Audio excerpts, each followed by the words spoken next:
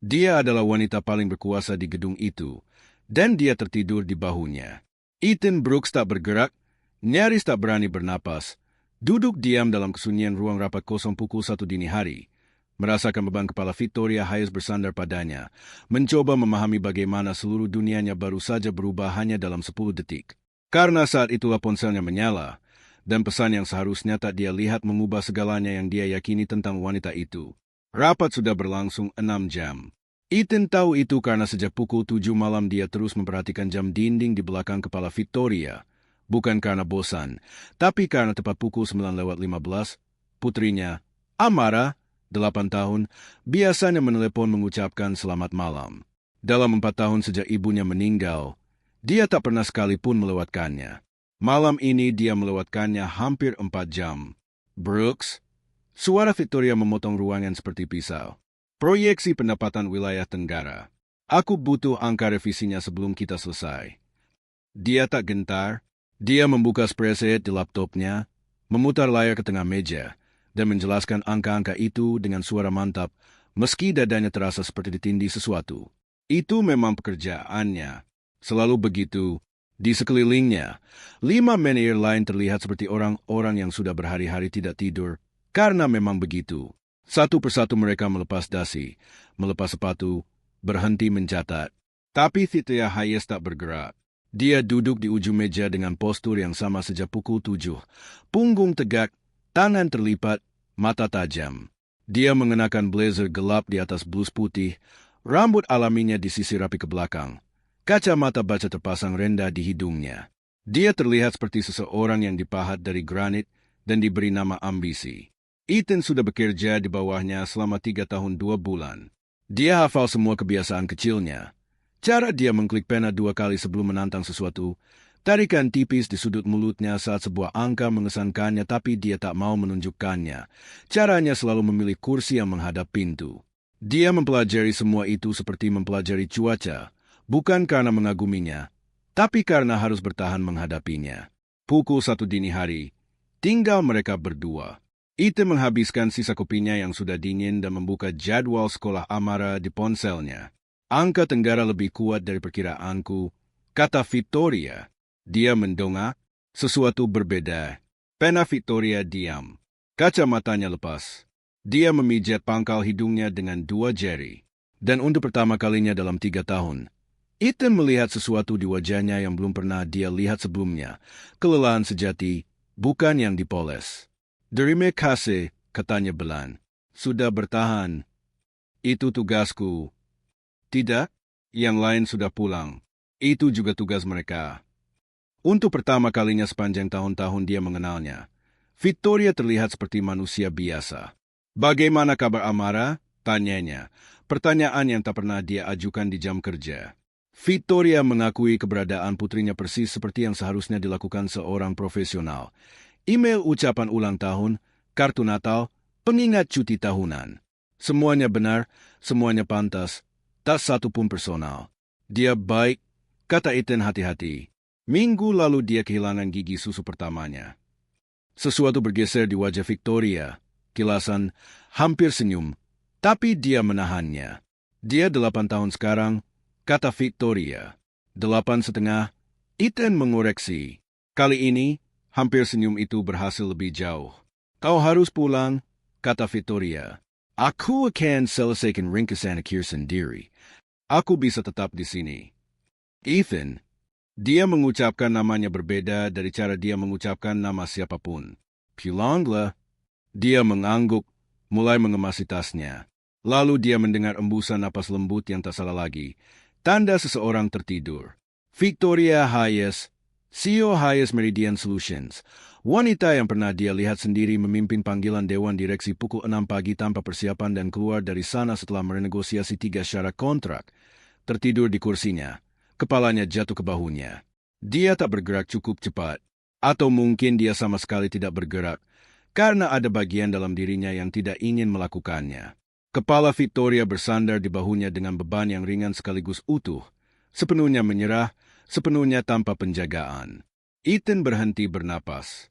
Dia tidak membangunkannya. Dia meraih jaketnya dari sandaran kursi dan menyampirkannya ke bahu Victoria. Dia tidak terbangun. Lalu ponselnya menyala. Dia meraihnya secara otomatis, kebiasaan 8 tahun, dan memiringkan layar ke arahnya. Notifikasi itu sebuah pesan, tapi nama di jendela pratinjau adalah namanya sendiri. Ikon aplikasinya memberitahunya bahwa itu bukan pesan untuknya. Itu pesan dari ponsel Victoria, yang tergeletak tak terkunci di meja saat dia tertidur. Layarnya menampilkan draft pesan yang belum pernah dikirim. Dia membacanya sekali, lalu lagi, lalu meletakkan ponsel perlahan di meja dan menatap dinding. Aku tahu aku tak akan pernah mengirim ini, tapi aku sudah mengamatimu menopang hidupmu selama 3 tahun, dan kurasa aku sudah jatuh cinta padamu hampir 2 tahun. Aku tak mengatakannya karena tak ada satupun dari posisiku yang memungkinkanku mengatakannya. Tanpa itu menjadi sesuatu yang tak bisa kau tolak, dan kau berhak agar setiap pilihan itu benar-benar milikmu. Layar ponsel meredup, napas Victoria pelan dan teratur di bahunya. Ethan duduk dalam kesunyian ruang rapat itu untuk waktu yang lama. Dia sudah menghabiskan 3 tahun membangun gambaran bersih dan efisien tentang wanita ini. Tegas, menuntut, adil secara teknis, tak pernah personal. Gambaran itu kini tersusun ulang sekerniada. Dia teringat 7 bulan lalu, saat sekolah menelpon soal demam ringan Amara, dan Victoria berkata datar, "Pergilah, aku yang akan menangani pukul 3. Dia pikir itu efisiensi belaka. Dia teringat tinjauan jadwal bulan Maret, saat minggu-minggu perjalanan dinasnya yang paling pada dipindahkan menjauhi kalender sekolah Amara. Dia mengira itu kebetulan. Dia teringat pagi setelah mimpi buruk Amara yang parah, ketika Victoria menyerahkan kopi kepadanya tanpa sepatah kata pun dan pergi. Dia pikir itu efisiensi.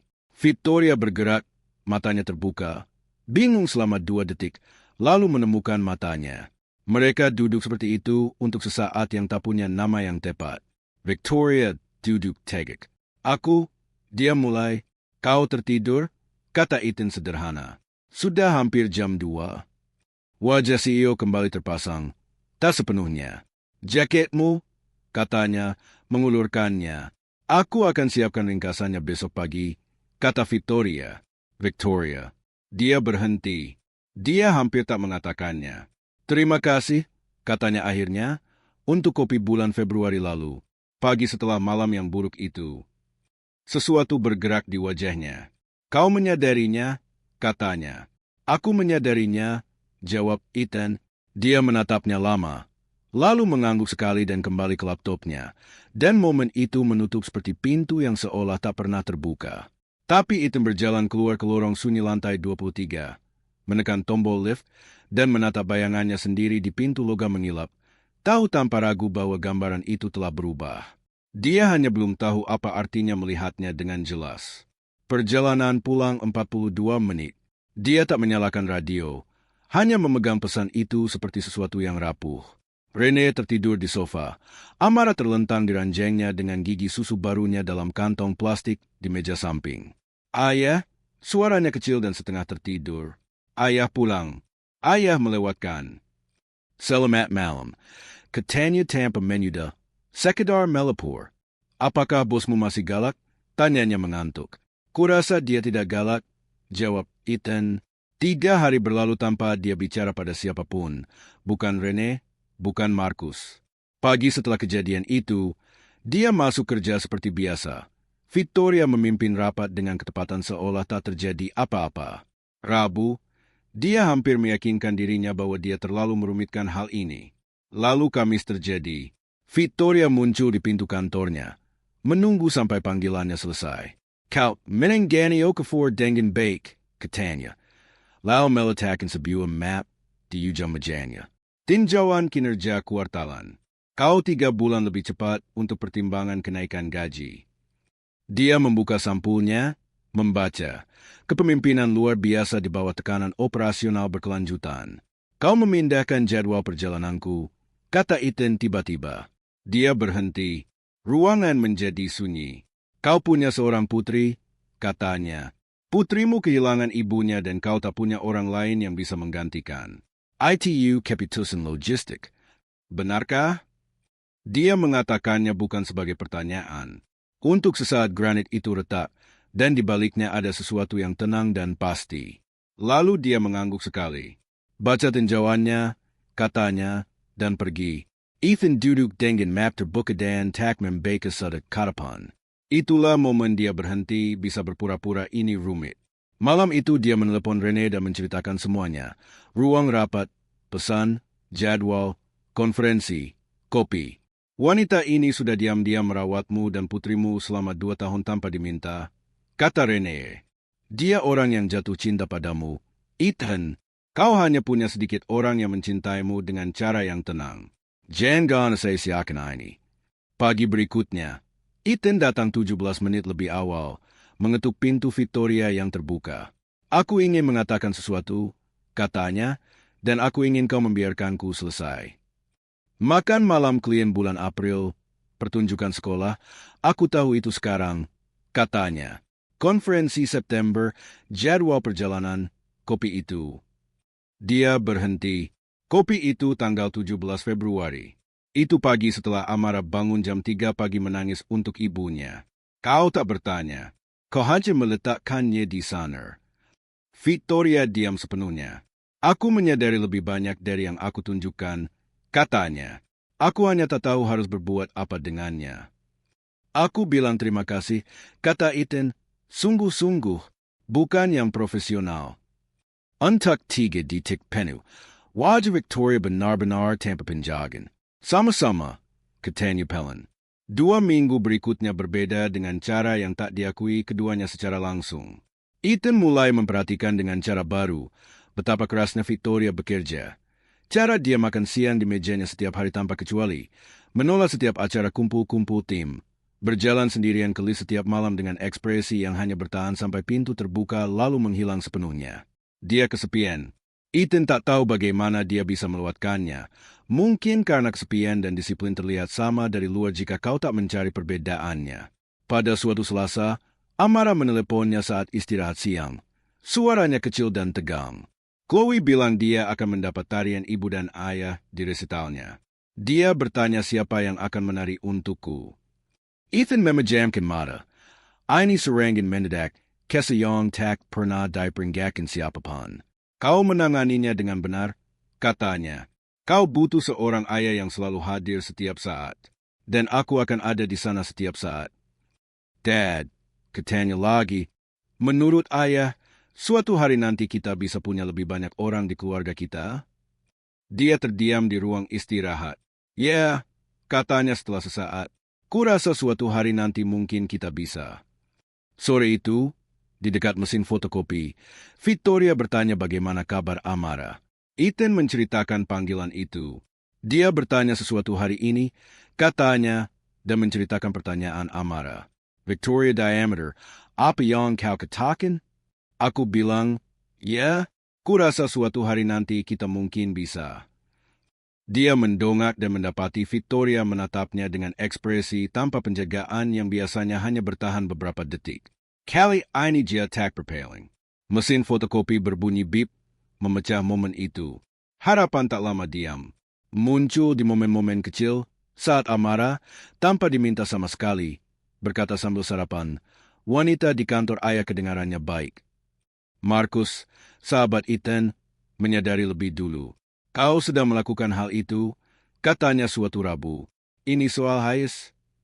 Ethan menyangkalnya keras, tapi Markus menegaskan, aku sudah kerja 6 tahun. Satu-satunya saat aku pernah melihatnya terlihat seperti manusia biasa adalah saat kau ada di ruangan itu. Ethan memeriksa kalendernya dan menemukan 7 penyesuaian jadwal dalam 6 minggu terakhir. Semuanya dieksekusi diam-diam tanpa jejak. Sesuatu mengeras dalam dirinya, bukan ketakutan, melainkan tekad. Dia harus mengatakan sesuatu, tak sekarang, tapi segera. Jumat pagi, Richard Talawai, penghubung Dewan, meneleponnya, hal yang belum pernah terjadi dalam 3 tahun 2 bulan. Dia membicarakan restrukturisasi di level Dewan dan kekhawatiran proses soal kedekatan antara pengambilan keputusan eksekutif dan manajemen menengah. Ethan tak naif. Dia memahami, seseorang di Dewan menyadari penyesuaian jadwal, kalender yang terlindungi, pola diam-diam keputusan yang condong ke satu manner operasi dengan seorang putri dan istri yang telah meninggal. Dan mereka membingkainya sebagai favoritisme. Dia langsung menemui Victoria dan menceritakan panggilan itu kata demi kata. Rahim Victoria bergerak sedikit sekali. Aku menangani penyesuaian jadwal lewat rotasi standar. Tak ada jejak langsung. Itu bukan yang aku tanyakan, kata Ethan. Aku bertanya apakah kau baik-baik saja. Pertanyaan itu mendaratkannya seperti sesuatu yang tak dia duga. Tidak, akhirnya dia mengaku. Aku tidak terlalu baik-baik saja. Tapi dia kembali ke mode CEO. Ini masalahku untuk diselesaikan. Itu yang selalu kau katakan, kata Ethan. Dia tak punya jawaban untuk itu. Sabtu malam, ponsel Ethan bergetar, jalur pribadi Victoria yang hanya diberikan pada 3 orang di gedung itu. Aku sedang mengatasinya. Ethan membalas, aku tahu kau sedang mengatasinya. Itu bukan intinya. Setelah jeda panjang, lalu apa intinya? Ethan menghapus jawabannya 4 kali sebelum menulis. Intinya, kau tak seharusnya menghadapinya sendirian. Tak ada balasan lagi. Dia duduk dengan keheningan itu, memahami bahwa Victoria sedang duduk dengan sesuatu yang belum dia temukan kata-katanya. Senin pagi, Markus menghentikannya di pintu kantor. Mereka mengumumkan restrukturisasi. Hari ini, Dewan menyetujuinya Kamis lalu. Kau ditawari posisi kepala operasi. Ethan menatap ke lorong menuju kantor Victoria. Lampunya menyala. Dia sudah tahu sejak Kamis, dan dia mengirim pesan, aku sedang mengatasinya, Sabtu malam, dan membiarkannya berjalan ke Senin pagi tanpa peringatan. Kemarahan datang cepat dan tenang. Dia mendorong pintu kantornya terbuka. Kau menyetujuinya Kamis, katanya. Caltech member Hoku. Struktur pelaporan adalah masalahnya, kata Victoria, suaranya terkendali. Transfer ini menyelesaikannya. Kau mendapat kenaikan jabatan, jalur pelaporan bersih ke CFO. Jangan berikan aku presentasi Dewan, kata Ethan, biukin sekarang.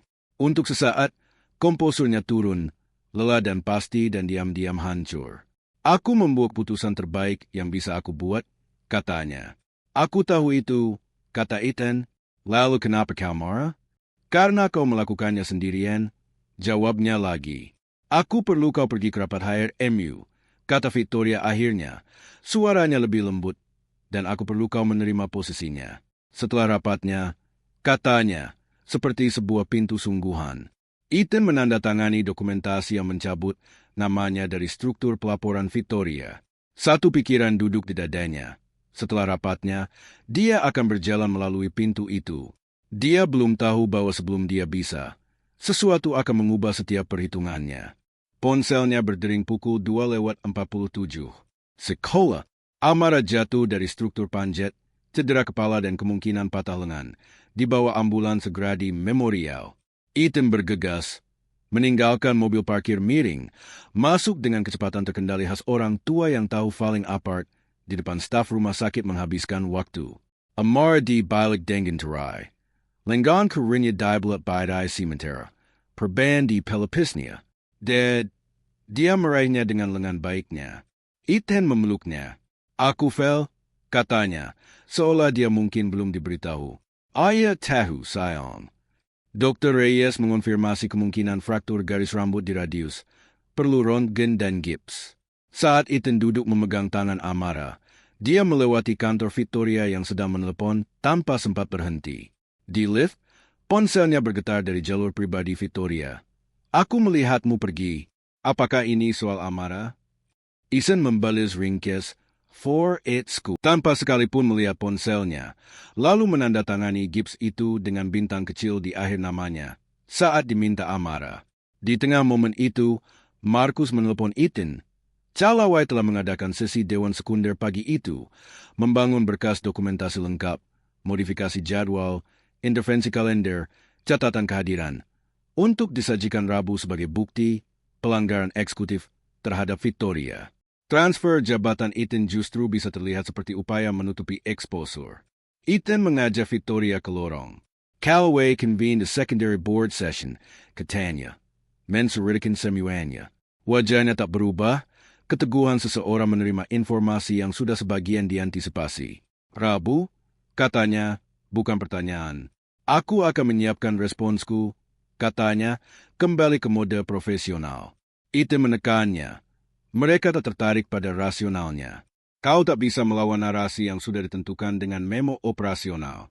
Katakan padaku apa yang sebenarnya kau butuhkan. Untuk waktu yang lama, dia tak berkata apa-apa.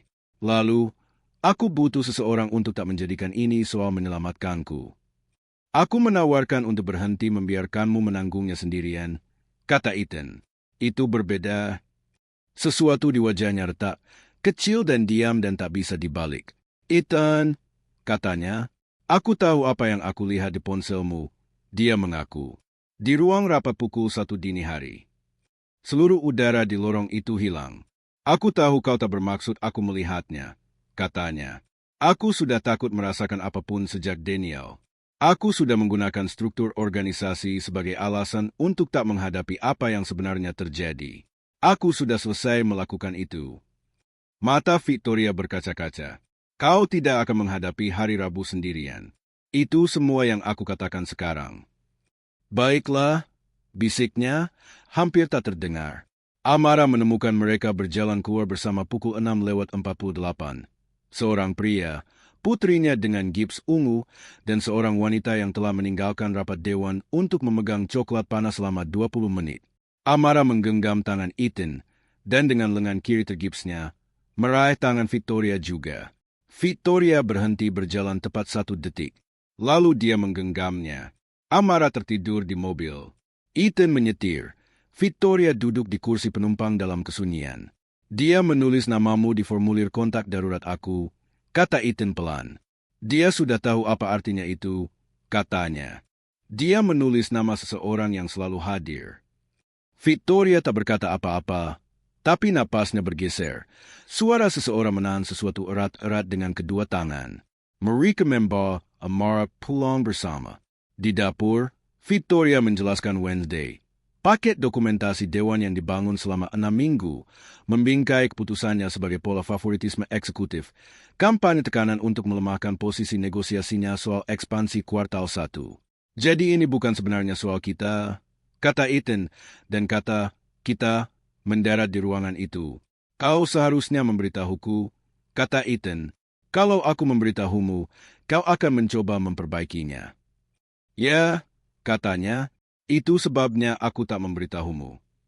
Aku sudah membiarkanmu membuat keputusan atas namaku selama 3 tahun, kata Ethan. Aku bukan orang yang perlu dikelola. Aku orang yang ingin ada di dalamnya bersamamu. Mereka bicara jujur soal segalanya. Aku menulis banyak pesan yang tak pernah kukirim, katanya. Kapan kau tahu? Tanya Ethan. Dia menjelaskan. 14 bulan lalu. Pagi setelah kontrak A selesai, saat menyaksikan itu menelepon sekolah, alih-alih merayakan kesepakatan besarnya.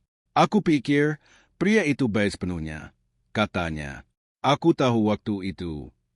Ethan mengakui ketakutannya sendiri sejak kematian Daniel, bahwa merasakan sesuatu yang baru berarti meninggalkannya di belakang, dan bagaimana dia telah menggunakan struktur organisasi sebagai tembok.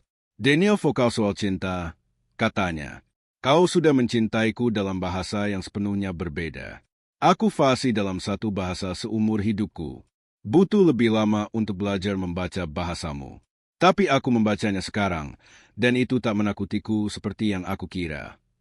Victoria mengaku takut tak tahu cara menjadi orang seseorang. Takut melakukan kesalahan yang berdampak bukan hanya padanya tapi pada Amara juga. Ethan meyakinkannya ketakutannya sama besar, tapi dia telah memutuskan berhenti bersembunyi. Dia menegaskan akan hadir di sesi Dewan Rabu untuk bersaksi, meski itu bisa memengaruhi posisi barunya. Apakah kau percaya padaku? Tanyanya. Ya, kata Victoria. Kalau begitu biarkan aku ada di sana. Baiklah, katanya untuk kedua kalinya. Kali ini membawa lebih banyak makna. Selasa, Ethan mengirim catatan formal berisi konteks operasional setiap keputusan kalender kepada penasihat umum, Patricia Wayne, tanpa menyalin Victoria. Dia ingin itu tercatat sebagai catatannya sendiri. Patricia mengonfirmasi catatannya langsung bertentangan dengan karakterisasi dewan dan memintanya bersaksi Rabu. Kau punya itu? Jawab Ethan tegas. Dia menelepon Markus yang berkata, kau akan berjalan ke sesi dewan dan bersaksi membela wanita yang kau cintai, dan mengaku sudah menebaknya 6 bulan lalu. Rabu pagi, Amara bertanya apakah Victoria akan baik-baik saja, mengaku sempat terbangun mendengar percakapan mereka di dapur. Dia akan baik-baik saja, janji Ethan. I can memastikan ITU. Dia melihat bintang kecil yang ditandatangani Victoria di akhir namanya di gips ungu Amara. Sesi Dewan Lantai 23 berlangsung 94 menit. Calaway menyajikan paket dokumentasinya dengan netralitas terlatih. Patricia merespons baris demi baris. Lalu Ethan, meski secara teknis bukan pihak dalam sesi ini, diizinkan bersaksi selama 11 menit, murni dalam bahasa operasional, spesifik, detail, sepenuhnya tenang, meruntuhkan narasi favoritisme yang dibangun Calaway. Objektivitasmu dalam hal ini dikompromikan, kata Calaway. Catatanku terdokumentasi dan bisa diverifikasi, jawab Ethan. Kalau tak berkati apa-apa. Sesi ditutup dengan Dewan berjanji bermusyawarah dalam 5 hari kerja, bahasa yang berarti kampanye tekanan kehilangan momentum mudahnya. Dr. Sandra Oai, anggota Dewan Netral, meminta melihat proposal ekspansi Victoria langsung sebelum suara penuh, tanda kepercayaan mulai pulih. Di lorong yang sepi, Victoria menghela napas, suara terkecil, tapi membawa setiap jam dari 6 minggu terakhir. Kau tak perlu melakukan itu, katanya. Sepedan, jawab Ethan. Aku tak tahu apa yang akan terjadi selanjutnya, katanya jujur. Aku tak punya peta jalan untuk ini. Neither do I, kata Ethan. Aku punya seorang istri. Itu satu-satunya model yang aku miliki, dan itu tak bisa dipindahkan. Kurasa kita cari tahu. Bersama, katanya, seolah menguji kata itu. Bersama, Ethan menegaskan. Victoria, tanpa strategi apapun, meminta izin datang ke resital Tari Amara 3 minggu lagi. Itu lebih dari tak apa, jawab Ethan. Sesuatu terbuka penuh di wajahnya. Nyata dan sama sekali tak seperti seorang CEO, melainkan seorang wanita yang akhirnya, untuk pertama kalinya, membiarkan cinta diamnya selama 2 tahun terdengar keras. Malam itu, Rene memasak jerk chicken, resep dari ibu mereka. Amara menonton dokumenter Kristal yang tautannya dikirim Victoria. Rene memberi Ethan tatapan ketika dia menelpon Victoria di depan semua orang. Rene memberiku tatapan, kata Ethan. Victoria tertawa kecil dan pribadi. Aku ingin bertemu dengannya, katanya. Mereka sepakat bertemu Sabtu. Ethan, kata Victoria sebelum menutup telepon. Terima kasih untuk hari Rabu, untuk melihatku melewati jabatannya. Semuanya. Dia memikirkan ruang rapat pukul 1 dini hari, jaket di bahunya, 3 baris di layar ponsel yang telah menyusun ulang segalanya. Dia memikirkan kopi di meja, konferensi yang dijadwal ulang, pertunjukan sekolah di barisan depan, gips ungu dengan bintang kecil, seorang anak 8 tahun yang menulis nama itu di formulir rumah sakit karena dia sudah tahu. Dengan cara jujur dan sederhana anak-anak mengetahui hal-hal bahwa orang ini adalah seseorang yang selalu hadir. Kau membuatnya mudah, katanya, setelah aku belajar melihat. Sabtu, Victoria datang membawa anggur untuk Rene dan buku sains kristalisasi untuk Amara, yang langsung dilahapnya selama 45 menit. Rene minurk Ethan ke Daper dan berkata, dia sama sekali tak seperti yang kebayangkan. Apa yang kau bayangkan? Aku bayangkan CEO. Rene melirik ke ruang tamu, di mana Victoria sedang dididik dengan sungguh-sungguh oleh Amara. Itu cuma seorang manusia. Ya, Ethan, itu yang aku temukan. Rene menatapnya dengan ekspresi yang telah dia sempurnakan sejak masa kecil mereka. Ekspresi yang berarti dia telah memproses situasi ini dan sampai pada kesimpulan yang dia putuskan untuk didukung. Bagus, katanya, dan kembali ke kompor. Makan malam berlangsung ramai dan penuh percakapan yang memantul di antara orang-orang yang sedang saling mengenal. Amara menceritakan buku kristal itu pada Victoria dengan intensitas seorang dosen senior. Rene bertanya soal perusahaan dengan keterus-terangan seorang kakak yang tak punya waktu untuk jawaban samar-samar. Victoria menjawab semuanya dengan jujur dan tanpa performa. Menjelang penidap malam, Amar bersandar di lengan Ethan. Setengah terder. Dia memandangi meja itu, meja biasa ini, dapur yang sunyi selama 4 tahun, dan merasakan penuhan hidup yang kembali ke dirinya sendiri. Dia menggandakan APA yang hilang. Bukan menghapus 4 tahun melakukannya sendirian atau kesedihan yang masih hidup di suatu tempat permanen di dadanya. hanya makan malam ini. Tawa, berat putrinya di lengannya. Seorang wanita lintas meja yang telah menghabiskan 2 tahun mencintainya dalam bahasa paling diam. Dia telah menghabiskan bertahun-tahun menunggu kesedihan menutup sebelum mengizinkan dirinya merasakan sesuatu yang baru. Yang dia pahami sekarang, duduk di meja ini di momen biasa ini, adalah bahwa kesedihan tak pernah menutup. Ia hanya membuat ruang, perlahan, selama bertahun-tahun, dan kau tak menyadarinya sampai seseorang sudah berdiri di ruang yang terbuka itu. Victoria mendongak dan menangkapnya sedang menatapnya. Dia tak berpaling. Neither did he. Momen di ruang rapat itu yang memulai semuanya.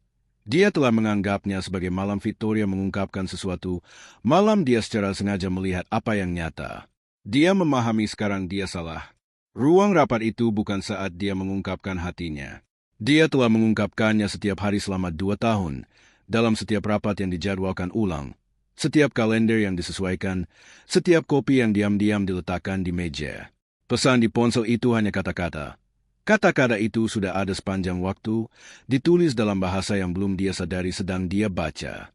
Dia telah membacanya sekarang, dan tak ada satupun hal tentang apa yang dia temukan yang memintanya menjadi orang lain selain dirinya sendiri. Dia mengulurkan tangan lintas meja dan menutupi tangan Victoria dengan tangannya. Sederhana, tak istimewa. Gestur yang dilakukan orang di meja makan malam setiap malam di setiap kota tanpa memikirkan apa artinya. Tapi Ethan memikirkannya. Dia memikirkan betapa besar biaya yang harus dikeluarkan keduanya untuk sampai pada kemudahan momen ini. Kesedihan dan keheningan dan jarak profesional yang salah dan sesisi dewan dan lorong-lorong rumah sakit, dan pesan-pesan tak terkirim dan kopi yang ditinggalkan di meja di pagi paling buruk tahun yang mengerikan. Dia memikirkan semua itu, lalu membiarkannya menetap di masa lalu tempatnya berada. Dan tetap tinggal di sini, di mejanya sendiri, bersama orang-orang yang paling dia cintai, dalam rumah yang akhirnya benar-benar penuh suara. Sebagian cinta mengumumkan dirinya, masuk lewat pintu depan dengan dada terbuka lebar, pasti dan obvious dan mustahil dilewatkan. Dan sebagian cinta menunggu, muncul di pinggiran, mengatur ulang kalender dan menutupi rapat, dan memegang coklat panas dan menandatangani gips dengan bintang. Berbicara dalam bahasa kehadiran alih-alih deklarasi, memilih seseorang setiap hari sebelum mereka pernah diminta untuk dipilih. Ethan Brooks pernah mengenal jenis cinta yang pertama, dibentuk olehnya, dan hancur oleh kehilangannya, dan telah menghabiskan 4 tahun yakin itu satu-satunya jenis yang berarti. Dia tuh sekarang dia salah. Cinta yang paling kuat, ternyata, seringkali yang paling diam. Jenis yang menunjukkan dirinya bukan pada momen ia diucapkan, tapi dalam ribuan momen biasa sebelum itu, dalam setiap tindakan kecil dan tak mencolok dari seseorang yang sederhana, sepenuhnya, tanpa syarat atau penonton, memilihmu. Victoria telah memilihnya setiap hari selama 2 tahun sebelum dia belajar untuk melihat. Dia sedang melihat sekarang, dan dia tak akan pernah berhenti.